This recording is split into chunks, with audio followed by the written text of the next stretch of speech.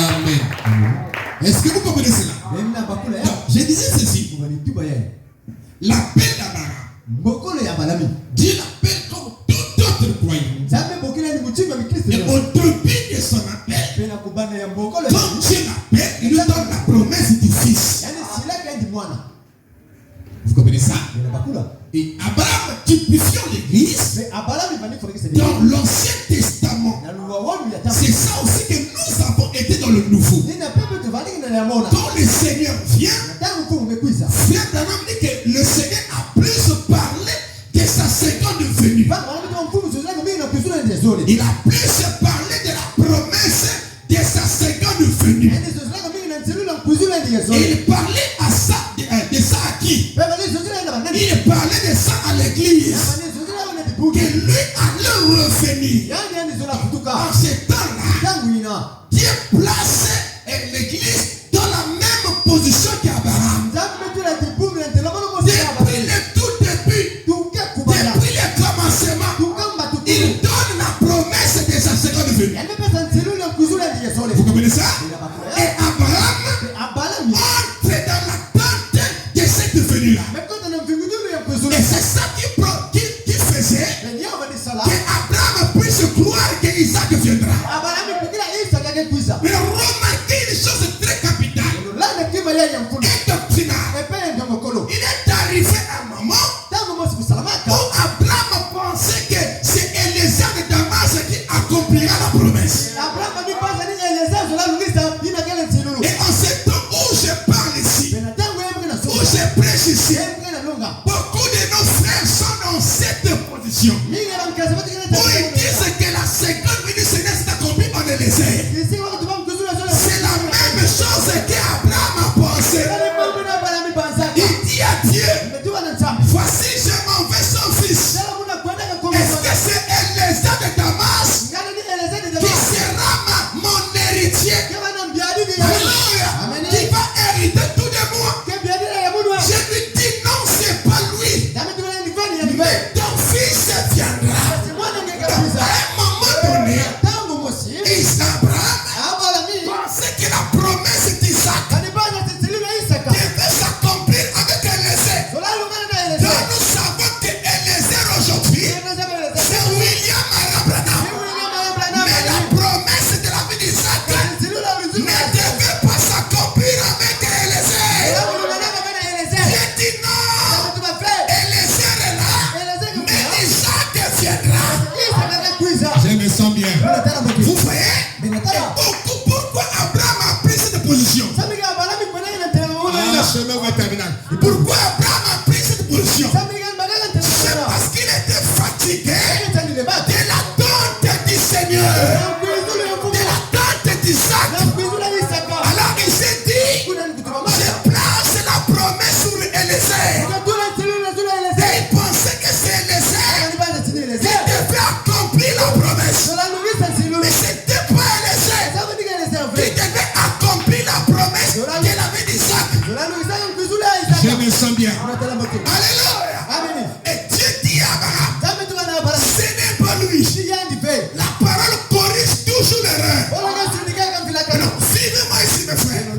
Remarquez une chose. Alléluia. Quand il arrive à un âge donné, à un moment donné, je le visite dans une chair humaine. Alléluia. Il lui dit, en cette même époque, je reviendrai. Et Sarah aura un fils. Alors on va d'abord rester là. Sarah, est-ce qu'on peut penser rapidement? Waouh. Suivez-moi très bien. Très très bien. Genèse 18:10. Écoutez. L'un d'entre eux dit, parce qu'ils étaient trois qui visitèrent Abraham. Abraham était dans la tente de la promesse. L'un d'entre eux dit, je reviendrai vers toi à cette même époque. Et voici, Sarah, ta femme, aura un fils. Sarah écoutait à l'entrée de la tente.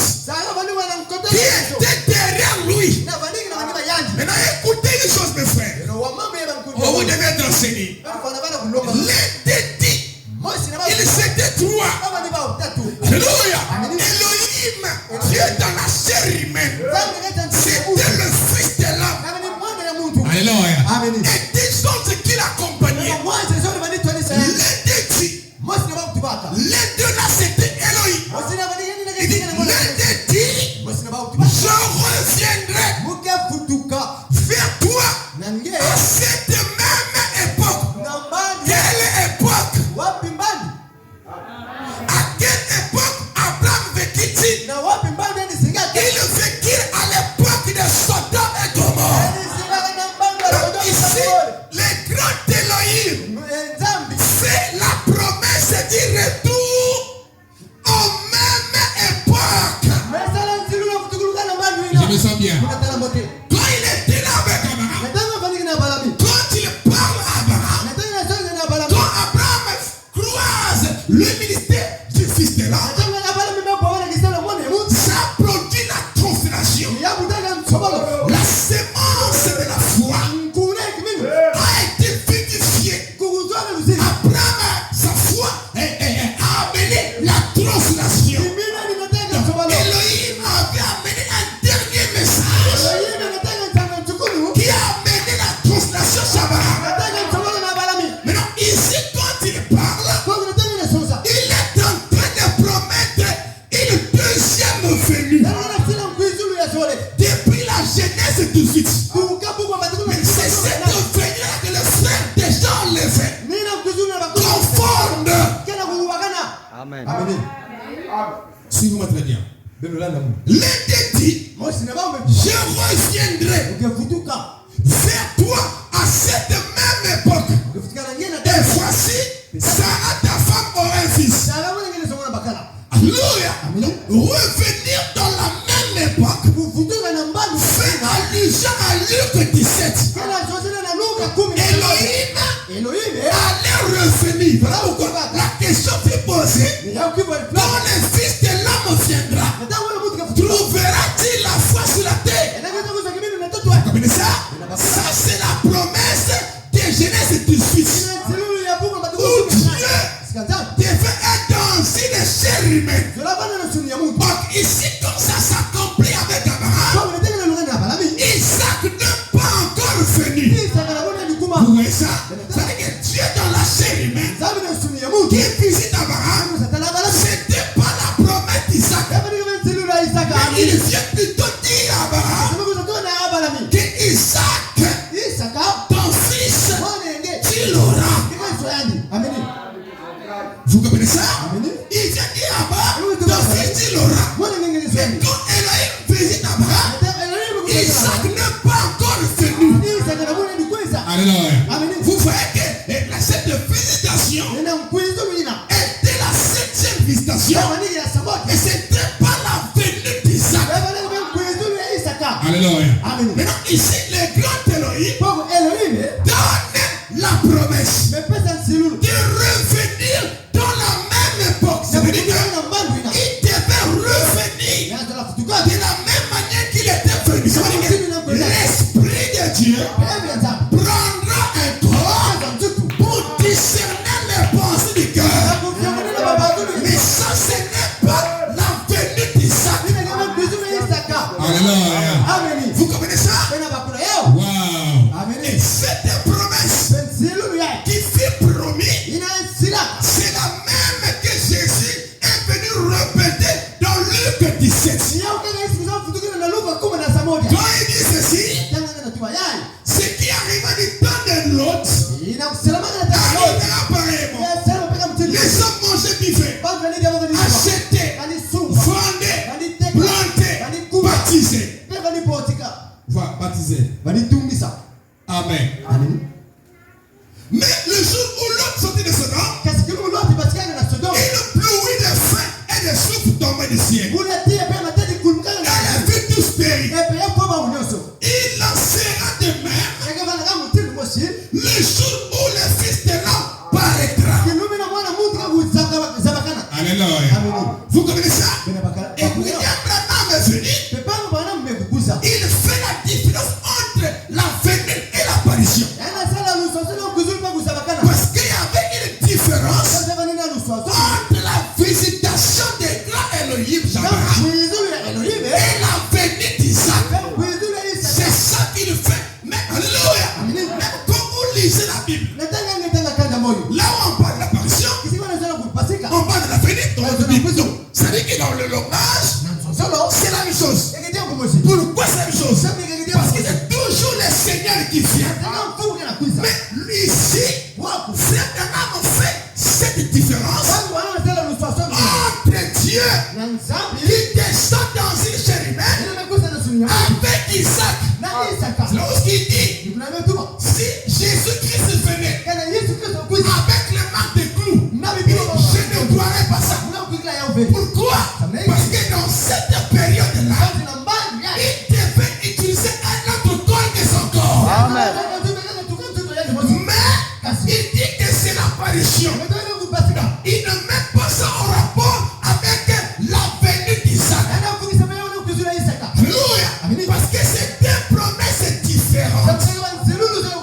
Alléluia. Ça, ce n'est pas un des sujets 4. Alléluia. Ce n'est pas la venue physique du Seigneur. Donc Abraham a vécu ces deux époques. Depuis, alléluia, ce qu'on appelle la vie de son héroïne et puis la venue d'Isaac. On ne peut pas mélanger ça. Donc, je reviendrai à cette même époque et Sarah aurait un fils. Ça, c'est la promesse depuis l'Ancien Testament. Un des sujets 4, on vient promettre la venue du Seigneur. Alléluia. Où il n'est pas de cri de commandement. Que nous savons qu'il va de pair avec le message. Et qu'il parle de la venue du Seigneur. Le corps. Parce qu'il fait trois choses pendant qu'il est en train de descendre. Qui descend? Le Seigneur. Alors, ces deux promesses n'est pas à confondre. Parce que j'ai suivi, ça fait que j'étais le nom, qui était en train de confondre ça et qui montrait que le corps du Seigneur, c'est William Branham. Donc la venue physique, c'est William Branham, selon lui, pas selon le message. Amen. Nous savons que le corps de William Branham, c'est un corps que Dieu a utilisé pour discerner les pensées. Ce n'est pas le corps de la seconde venue. Amen. C'est le corps de la Genèse 18. Vous comprenez ça? Ce n'est pas le corps de la rencontre de l'Ézéchiel. Amen. Et le gars que j'ai suivi, on a placé une question que j'avais dit ici avec la fois dernière. Je sais, madame dit que quand il viendra, nous verrons les marques des coups et tout ça. Les gars étaient cloués, ils ne savaient pas comment sortir. Ils commençaient à expliquer. Le message ne s'explique pas. Ça s'explique elle-même. Et dans le message, il n'y a pas une citation, il n'y a pas de place. Il avait pris cette écriture que je vais lire pour s'aimer cette confusion-là. Amen. C'est pas parce qu'il a dit ça que je prête ça. J'ai déjà levé depuis la semaine là. Donc on devait arriver là, plus je parlais d'Abraham. Ça a coïncidé hier que j'ai suivi cette débat. Amen. Regardez. Dieu change-t-il sa pensée pour suivre sa parole? Prêchez le verset 4:55. Paragraphe 82. Il dit, eh bien, Jésus est venu sous trois noms. Fils de l'homme, ce qui veut dire un prophète. Fils de Dieu, celui qui a parcouru les âges de l'église. Oui, fils de David. Amen. Entre le fils de Dieu et le fils de David, selon sa propre parole, et selon Malachie 4, et beaucoup d'autres passages de l'écriture, il doit retourner dans son église. Ça, c'est Genèse 18 qu'on vient de lire. Je reviendrai dans cette même époque. L'époque là, c'était Sodome et Gomorrhe. Parce que après qu'il y a eu Elohim, la chaîne humaine, cette époque-là, depuis que ça existait, cette époque-là est revenue à notre temps. Mais il dit que je reviendrai dans cette même époque et Et Sarah aura un fils. Sarah, c'est le titre de l'église, l'épouse. Vous voyez ça?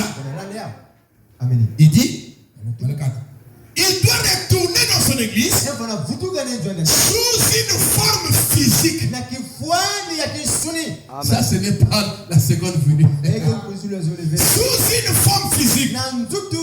Parmi les gens. Dans des êtres humains. Pour être un prophète. Amen. C'est ça? Donc, il devait revenir dans son église. Parce qu'il avait dit, je reviendrai. En cette même époque, et Sarah aura un fils, aura c'est même au futur. Et Sarah aura un fils. Voilà. Pour être un prophète, venez écouter. Observez cet homme. Cet homme a fait quand il est descendu visiter Abraham. Vous voyez ça? C'est pas ça? C'est pas ça? Parce que c'est des citations qu'on coupe. Quand on lit le haut là. Mais c'est qu'en bas on n'a pas lu. Ça c'est dangereux. Amen. La citation là parlait des Genèse 18.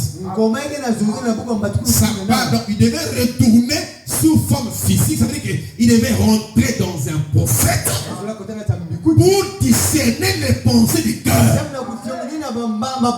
Donc quand on lit en haut, mais on ne peut pas lire haut. Le bas explique bien que ça c'est Genèse 18. Il dit, observez ce que cet homme a fait. Quand il est descendu visiter Abraham, d'abord il appela Abraham de son nom qui avait été changé. Son nom nouveau. Amen. En effet, il ne l'a pas appelé Abraham. Il a appelé Abraham. Je reviendrai en cette même époque, en cette même heure. Et il devait revenir dans l'esprit et trouver un corps.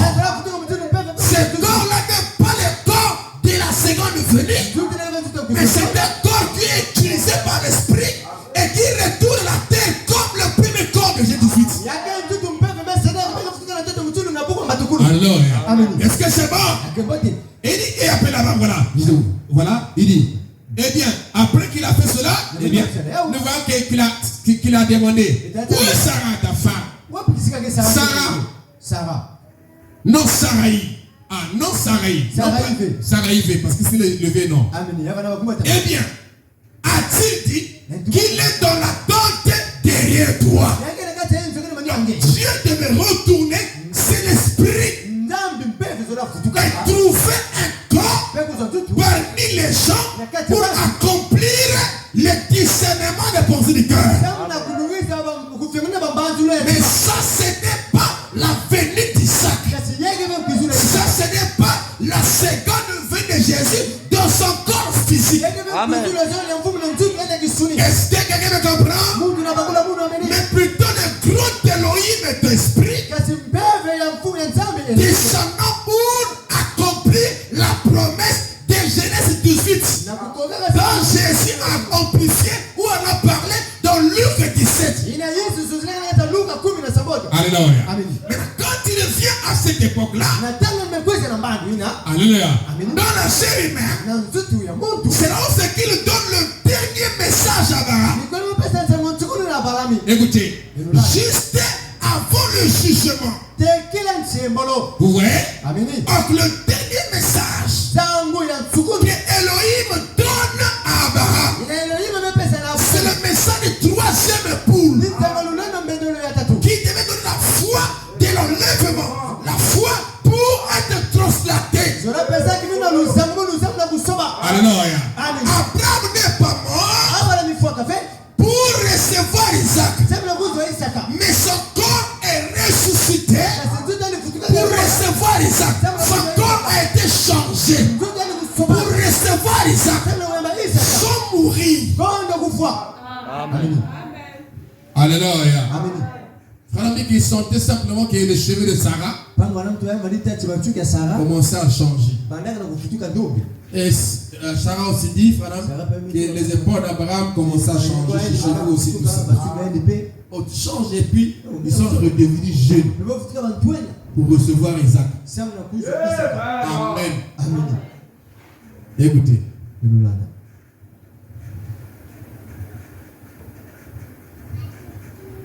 Je vais dire quelque chose à l'air étant défini. Les 23, on acclame le Seigneur, je finis de tout. Les appelés à sortir, prêcher les 9, 11 premiers mois 58, les appelés à sortir, prêcher les 9 premiers mois 58, il va parler à 19 et dit Sarah, là derrière dans la tente, derrière l'ange, a dit Sarah aura un fils. L'ange a dit, derrière l'ange, lorsque l'ange a dit, Sarah aura un fils. Sarah dans son cœur, pas en haute foi, dans son cœur arrive. Et l'ange avec le dos tourné à la tente, regardant Abraham en face, a dit, pourquoi Sarah a-t-elle ri? Et Sarah a dit, je n'ai pas ri. Prétend à Elohim de mon cœur. Et simplement me dit, ce qui avait sauvé Sarah, c'était la circoncision. Parce que la femme n'était pas circoncis, mais l'homme était circoncis. Et quand l'homme a été marié, sa femme aussi bénéficiait de la circoncision. Et William me dit qu'Abraham était l'expiation de Rebecca. De Sarah. Amen. Donc, c'est Abraham qui a fait l'expiation de Sarah. Pourquoi? Parce que Sarah a dit, je n'ai pas ri. Et elle dit, si tu as ri. Alors qu'il aurait tué sur le champ. Mais Abraham, par la circoncision, a fait l'expiation. Parce que la femme Sarah était dans l'alliance d'Abraham. Et Abraham était son expiation. Dit frère Branham. Vous voyez-vous? J'étais où là? L'ange voilà. Et regardez Abraham en face, il dit, pourquoi Sarah te réunit? Quel genre de télépathie? Essaye. Dans la tente. Discernant ses pensées derrière lui. Voyez-vous? Ne voyez-vous pas comment les Écritures éclaircissent cela? Écoutez, c'était le dernier message d'avertissement avant la destruction. Donc, quand Elohim est venu dans Jérémie, il a discerné les pensées et il a donné le dernier message. Donc, le dernier message appelle le discernement des pensées. C'est le message du troisième époux. Vous voyez? C'est un message d'avertissement. Même quand les choses souffrent, nous sommes toujours au temps de l'avertissement. La grâce coule encore. C'est un message de grâce.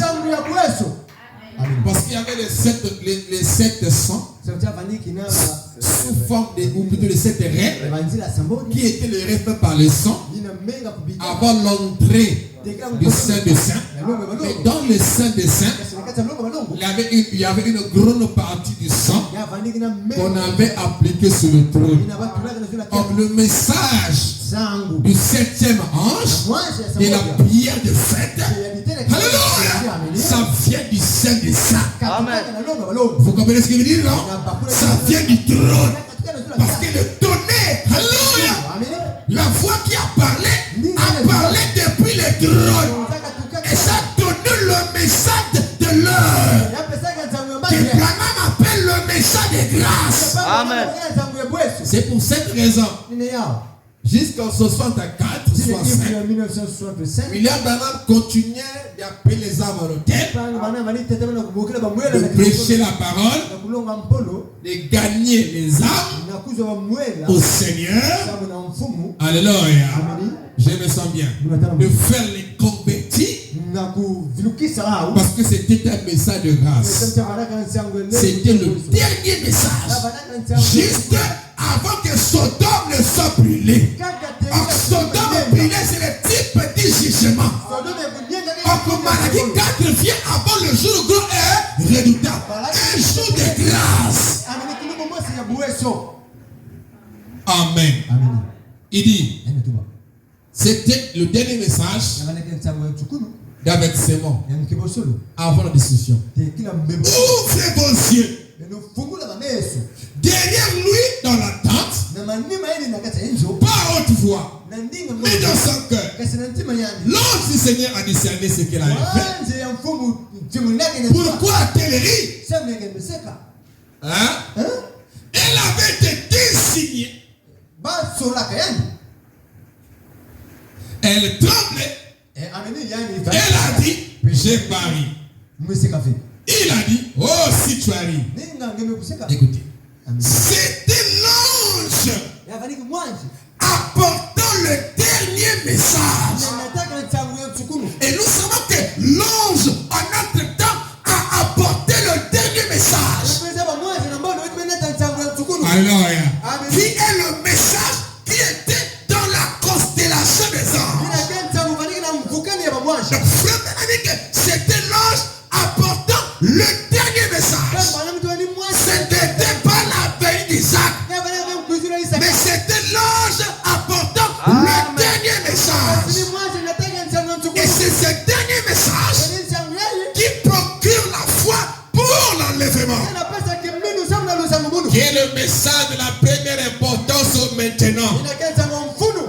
Dit William Branham. Alors que les gens pensent aux fêtes pour se souiller, boire la boisson, d'autres le cœur, les paganismes commencent à monter. L'esprit du monde commence à monter.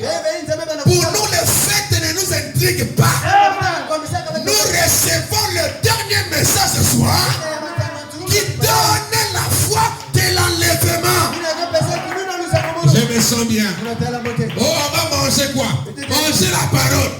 Si à quel riz manger les riz, rien aussi à rien. Nous ne sommes pas les fêtards. Alléluia. Ce sont les fêtes du monde. T'as les riz, tu manges. T'as les poulets, tu manges. Mais ne te fais pas de soucis pour ça. Il y a des femmes qui vont combattre les maris à cause de ça. Oh, tu ne m'as pas donné l'argent. Ça, c'est le paganisme. Le mari donne l'argent à la femme tout le temps qu'il voudra. Et qu'il en trouvera. C'est pas ce qu'on les fait. Amen. Il dit, oh, si tu arrives, c'était l'ange apportant le dernier message. Avant que le feu tombe du ciel. Avant le jugement. Avant que le feu ne tombe du ciel. Pendant qu'il donne le dernier message. Sur le trône, il y a encore le sang. Parce que c'est le message du Saint des Saints. Il y a encore le sang sur le trône. Alléluia. C'est pas les âges, mais c'est dans les saints des saints. C'est devant le trône. Et sous le trône, il y a encore le sang pendant qu'il donne le dernier message. Avant que le feu ne tombe du ciel. Avant le jugement. Frère Branham a dit que le dernier message, c'était le message d'avertissement. Avertissement et puis jugement. Alléluia. Oh, je me sens bien. Il dit, Jésus a dit, ce qui arriva du temps de Sodome et Gomorrhe arrivera de même au jour où le Fils de l'homme sera révélé du ciel. Voyez-vous le message? Voyez-vous le message? Lorsque le Fils de l'homme sera révélé du ciel, voyez-vous le message? Est-ce que vous comprenez cela? Amen. Eh bien, lorsque cet ange est allé à Sodome, il s'est mis à proclamer son message au travers d'un homme. Vous savez de quoi? D'un homme. Donc nous savons pour nous c'est William Branham.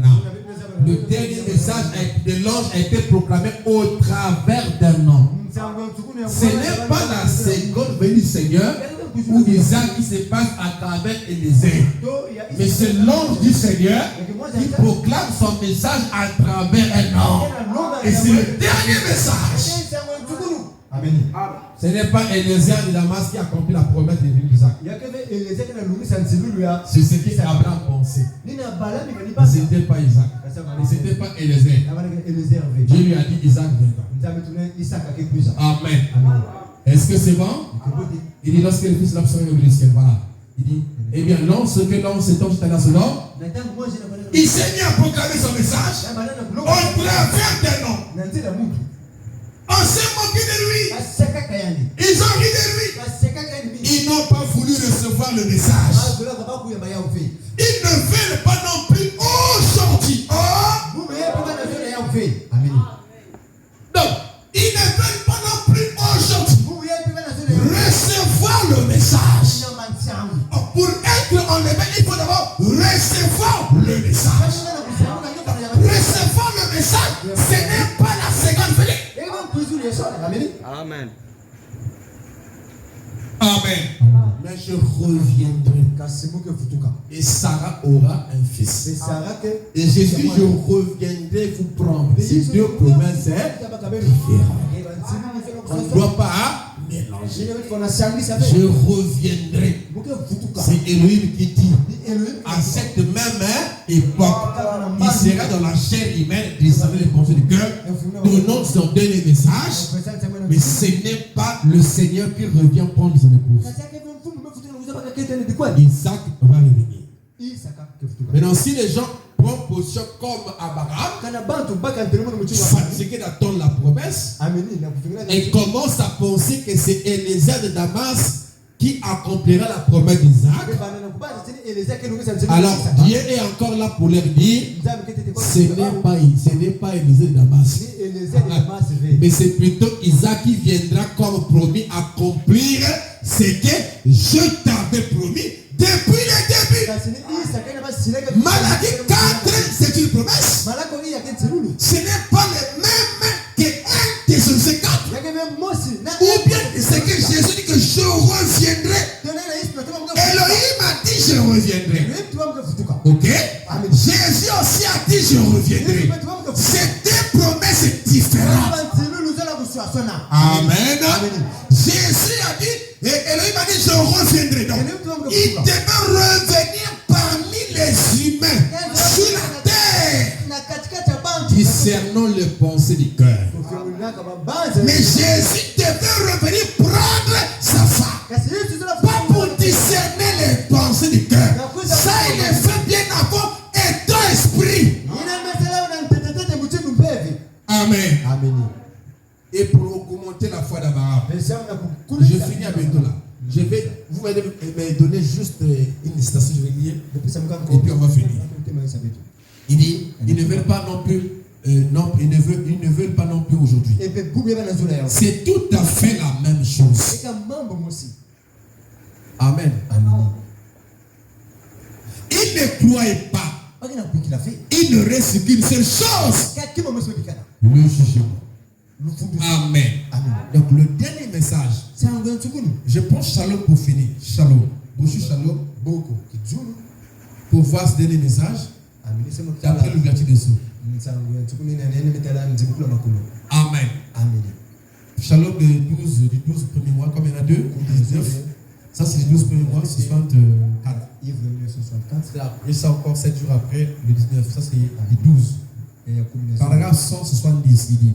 Nous avons entendu que la parole disait qu'au jour du 7e ange,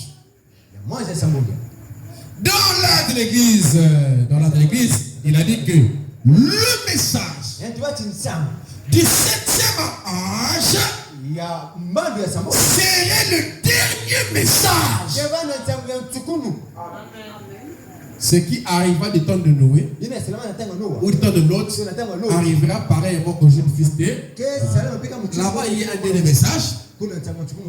Et quand la même époque revient de ce côté-ci, avec William Branham, qui est dans la chaîne humaine, il devait avoir aussi un dernier message. Et le dernier message, alléluia, est dans le 7e sceau. Alléluia. Et c'est le 7e sceau. Il a dit que le message ou le message du 7e sceau, le 3e époux qu'on avait vu. Amen. Il a dit que le message du 7e âge serait le dernier message. Et alors, nous voyons là dans Apocalypse 10 qu'au jour du message du 7e âge, le mystère de Dieu serait fini. Le 7e sceau sera ouvert. Amen. Mais dans la fête de trompette, il dit le 7e sceau n'est pas encore ouvert, c'est ça non? Amen. C'est ça non? Amen. Mais nous le voyons ici en avant. Très bien. Mais ici, le 7e sceau est ouvert. Parce qu'il est en train de parler du message du 7e sceau, les anges qui viennent pour donner le message du 7e sceau. Mais non, le 7e sceau n'est pas encore ouvert. Il parle en fait de la venue du Seigneur. La venue physique. Amen. C'est ce qu'il montre dans la fête des trompettes. Parce que quand ça s'ouvre, il y a des événements à l'intérieur. Amen. Donc ici, il parle du message. Parce que dans le 7e sceau, il y avait le message du 7e sceau. Et il y a aussi la venue littérale du Seigneur. Tout ça dans le 7e sceau. Parce qu'on a dit que c'est comme une fusée. Amen. Il dit, le 7e sceau sera ouvert. Cela devait être là. Et tout à coup, quand cela arrivait, une vision est apparue. Quand cela arrivait plutôt, quand cela arrivait, une vision est apparue. Ça c'est la vision de quoi? De la constellation des anges. Quand cela est arrivé, donc, qu'est-ce qui est arrivé? Quand cela est arrivé, une vision est apparue. Disons, va Tixon. Il y aura un gros bruit. À ce moment-là, tu comprendras pleinement. Et tu sauras que cela est envoyé. Amen. Amen. Cela c'est quoi presque la terre. Vous êtes tous au courant de cela. C'était, il dit, c'est sur les bornes avant que ça n'arrive. Et c'est arrivé. C'est un temps, il dit c'est un changement de temps de la symphonie. Et quand le message a été envoyé, ça amène la phase de cri de commandement. Amen. Prochainement, Dieu voulant, je finis ici. Je vous expliquerai les deux parties de Matthieu 25. Parce que Matthieu 25 a deux parties. Je vous expliquerai ça avec les citations des frères Branham. Amen. Vous comprenez ça? De l'enlèvement en fait. C'est deux parties de Matthieu 25. Les diverges, non? Amen. Voilà, il y en a deux parties là-bas. Donc je vous expliquerai ça ensemble avec les frères Branham de l'enlèvement. Quand je vous avais dit la fois dernière qu'il y a eu des citations qui sont souvent à ceux qui sont enlevés qui n'arrivent même pas à placer ça. L'enlèvement se fera entre 6h et 9h. Amen. Parce que souvent on dit il viendra dans la nuit. Tout ça. On va expliquer ça. Parce qu'il y a les cris de minuit. Amen. Et on va expliquer ça, le cri de minuit, et le moment où le Christ vient. Avec les mais en montrant les deux faces, c'est dépassé la vie. Et aussi en montrant ça avec les sessions de frères. Pourquoi frère en parle? Les cris de minuit. Il dit que c'est le temps où le message fut donné. L'enlèvement entre 9h et 6h. Vous comprenez ça? Mais quand on parle de minuit, ce n'est pas minuit du temps comme ça. Quand on parle aussi de entre 9h et 6h, ce n'est pas le 9h et 6h d'ici. C'est prophétique en fait. On va essayer un peu de montrer ça. Toujours dans l'optique de vous montrer la différence entre l'apparition et la vie. Parce que frère Branham ne pas un idiot quand il fait la différence.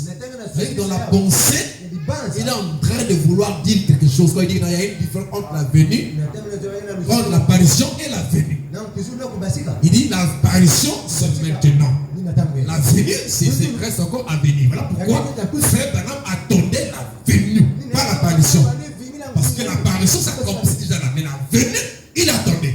L'apparition, c'est Dieu qui descend comme étant esprit, travaillant dans un corps.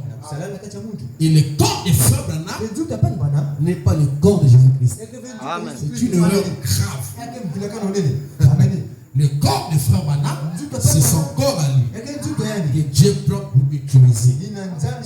Et c'est réparti dans la poussière. Mais Dieu a son propre corps, qui est né de Marie. Ce corps-là, il a gardé ça là-bas. Amen.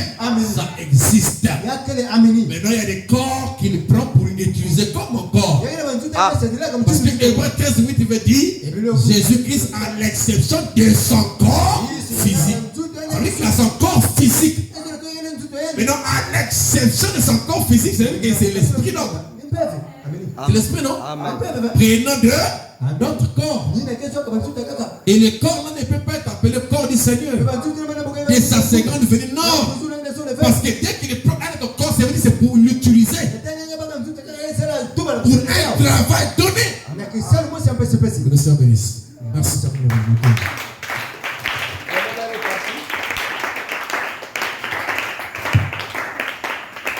Le nom de Jésus est si beau. Dieu des âmes le court. Il nous appelle. On peut nous l'accorder.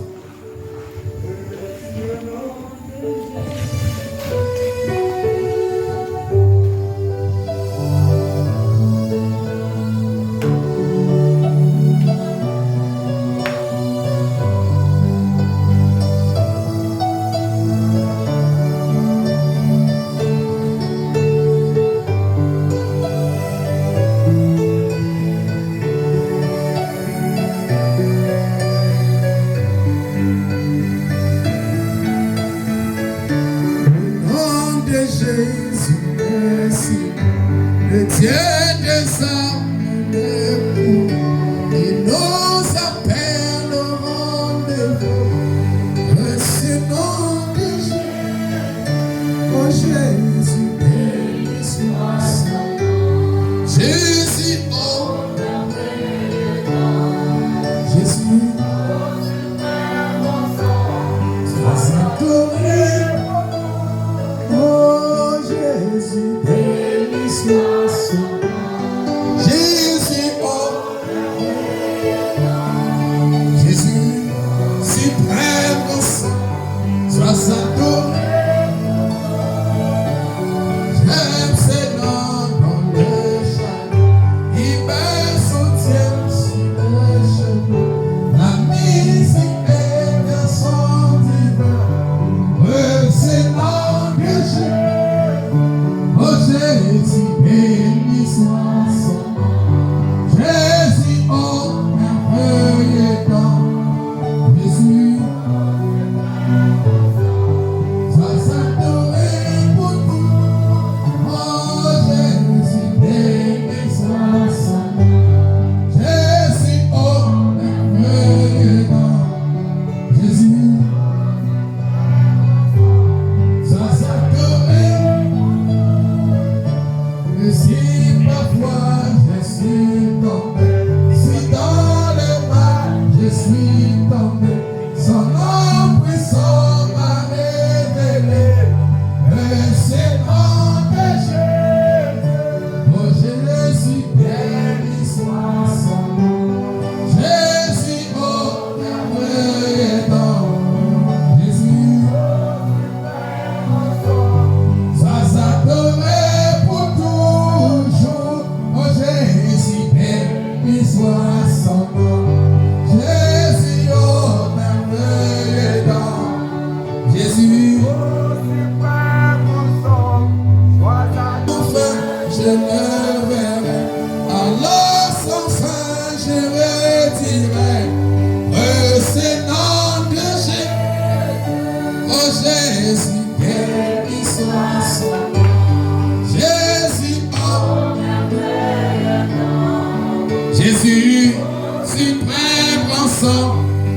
t'adorer pour tout. Oh Jésus, béni son sang. Jésus, oh merveilleux. Jésus, sois adoré. À présent, les mains de frapper le Seigneur.